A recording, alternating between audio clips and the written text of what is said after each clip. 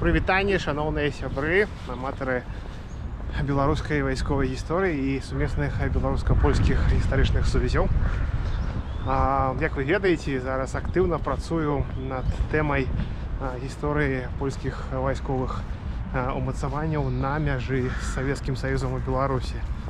Это так званая лінія Пілсудскага, і ввогуле мой праект называецца «Лінія Пілсудскага. Спыніць чырвоны бліцкрыг». Я ва Вроцлаве. Шыкоўны горад, прыгожы, вялікая гісторыя Польшы, шмат момантаў нямецкай гісторыі, зразумела. Тут і украінская гісторыя, і сучасная беларуская таксама. Так вось, апынулася, што я тут знайшоў яшчэ і сляды нашай беларускай гісторыі, звязанай менавіта з гэтай самай фортыфікацыяй, з тымі самымі баранавіцкімі умацаваннямі. Сёння мы з вамі наведаем вельмі цікавае месца.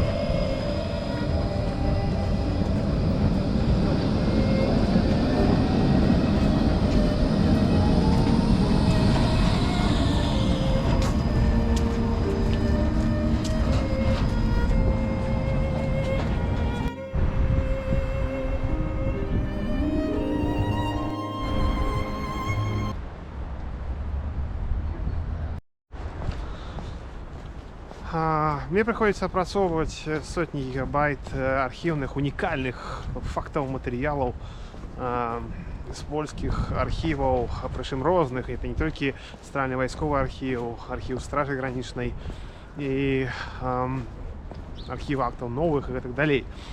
Справа ў тым, што сярод унікальных дакументаў трапляецца вялікая колькасць прозвішчаў людзей, якія так ці інакш былі звязаныя са стварэннем гэтых доўгатэрміновых умацаванняў польскіх на мяжы з БССР пад Баранавічамі. І я праводжу комплекснае даследаванне. Я не проста беру факты наконт гэтых дакаў, бункераў і так далей. Мне цікавяць усе нюансы працы польскіх інжынераў, фортыфікатараў падчас гэтага неспакойнага міжваеннага 20годдзя.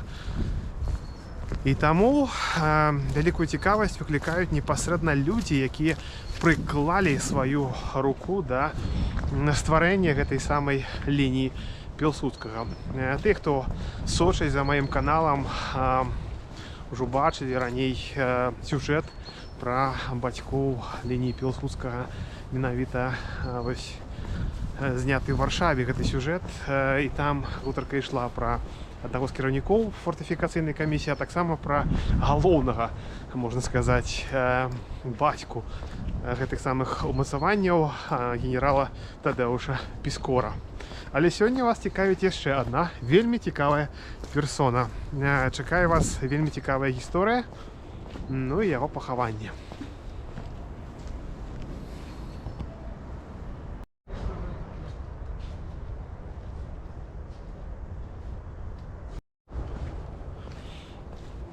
У сённяшнім нашым сюжэце гутарка пойдзе пра Юліуша Левіту.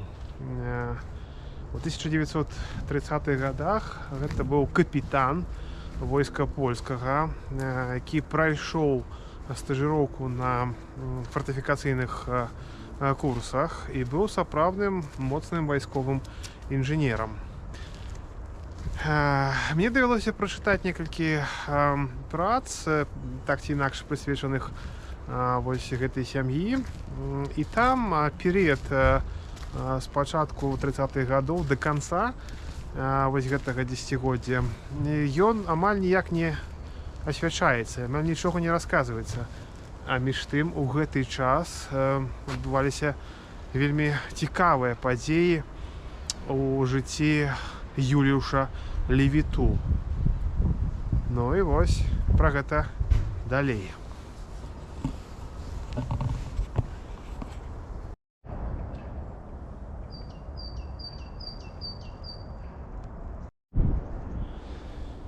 Вось ён, Юліуш Левіту у Баранавічах. У сярэдзіне 30-х гадоў ён узначаліў фортыфікацыйную камісію ці аддзел нумар 18. Гэта ён адказваў за будаўніцтва значнай колькасці польскіх умацаванняў пад Баранавічамі, асабліва на участку Дарава, тых самых новых дакаў, якія былі ўзведзены ўжо ў другой палове 30-х гадоў. Юліуш Левіту. Гэты чалавек прайшоў вельмі непростае жыццё, вельмі непростыя выпрабаванні, але ж яго гісторыя сапраўды вельмі цікавая.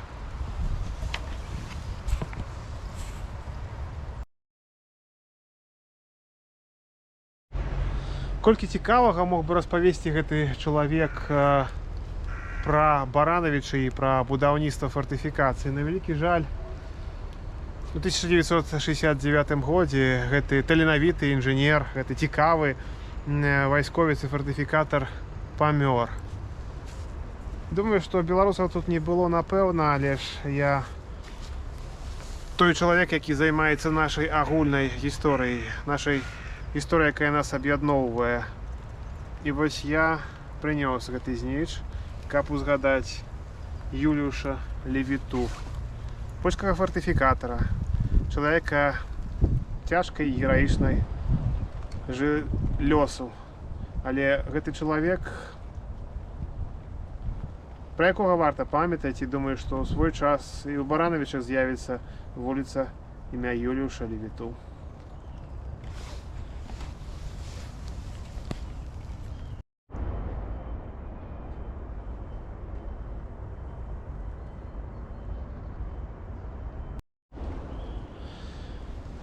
А 18-я фортыфікацыйная камісія знаходзілася ў траўгутаўскіх казармах у Баранавічах. На вялікі жаль, сёння ўжо гэтых будынкаў няма.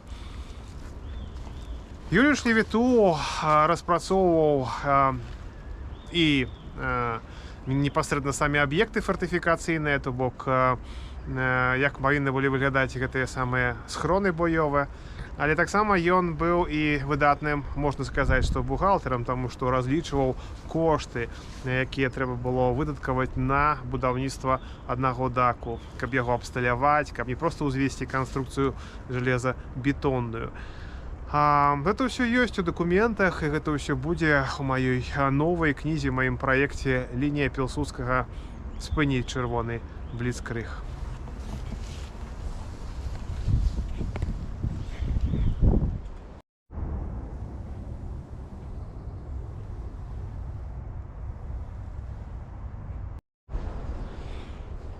Але ж жыццё Юліуша Левіту звязана не толькі з Баранавічамі.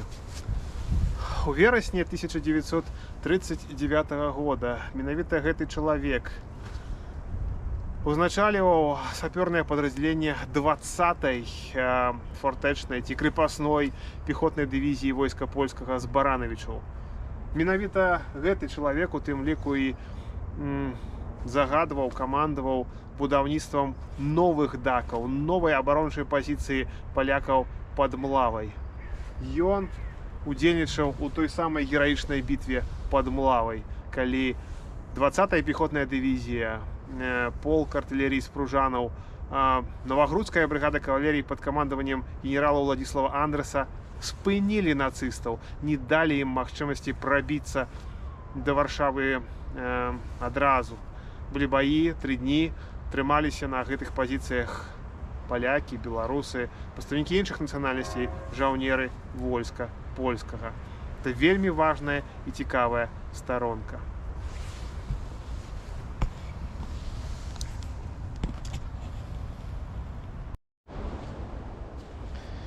Пасля баёў пад Млавай Юліуш Левіту удзельнічаў у абароне Варшавы ад нацыстаў. Быў узнагароджаны крыжом Вертусі Мілітарі, найвышшай польскай вайсковай узнагароды. Потым трапіў у нямецкі палон. Знаходзіўся ў Шталагу, там і сустрэў заканчэнне Другой сусветнай вайны, пасля якой гэты таленавіты чалавек, гэты таленавіты вайсковец і інжынер прыехаў сюды, ва Вроцлаў, горад, які ўвайшоў у склад Польскай Народнай Рэспублікі. Тут працаваў як інжынер, меў ужо узнагароды за цывільнае жыццё, і тут і памёр у 1969 годзе, пражыўшы толькі 69 гадоў. Ведаеце, калі я шукаў гэтую магілу, падумалася, шкада, што не сустрэўся я з гэтым чалавекам. Так, у мяне 100, 200, 300 гігабайтаў унікальных інфармацый, унікальных дакументаў з розных архіваў. Не хапае часу, каб усё гэта прааналізаваць, каб на ўсё гэта звярнуць увагу. Але ж паразмаўляць з гэтым чалавекам вельмі дараго каштавала б. Дэталі жыцця, дэталі будаўніцтва, настроі сярод грамадства, настроі сярод вайскоўцаў, што думалі гэтыя самыя вайсковыя інжынеры, калі узводзілі гэтыя самыя умацаванні. Но часта мяне гісторыка, чалавека, які жыве ў 21 стагоддзі, менавіта наведвае гэтая думка, як шкада, што сведкаў эпохі ўсё менш і менш, і няма магчымасці з усімі паразмаўляць, не было магчымасці. Але памяць пра гэтых людзей я захоўваю пра свае працы, пра свае матэрыялы. Ну і пакуль мы іх памятаем, яны жывуць, і жыве іх гісторыя. Вельмі цікавая, непростая, неадназначная, міжваеннае 20годдзе, польскія ўмацаванні, тая самая лінія Пілсудскага. Але таксама і Другая сусветная вайна, бітва пад Млавай, абарона Варшавы. Гераічныя падзеі, пра якія варта памятаць. Падзеі нашай агульнай беларуска-польскай вайсковай гісторыі.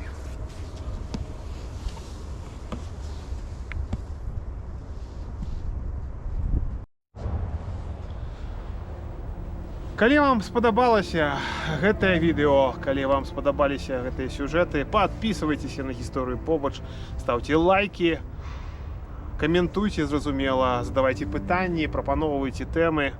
Будзем абмяркоўваць, буду вам расказваць, як кажуць палякі, на бежонцаў, пра тое, чым займаюся, што вывучаю і што даследую. Гэта гісторыя, якая заўсёды побач, яе трэба вывучаць, яе трэба шанаваць.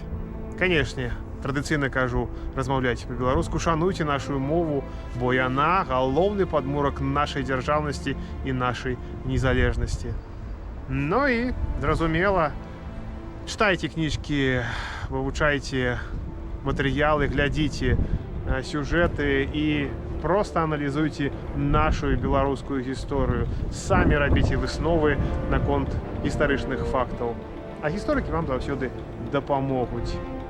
Бо веданне гісторыі – гэта галоўны антыдот супраць нейкіх знешніх уплываў. І гэта галоўны момант фарміравання нашай беларускай нацыянальнай ідэнтычнасці.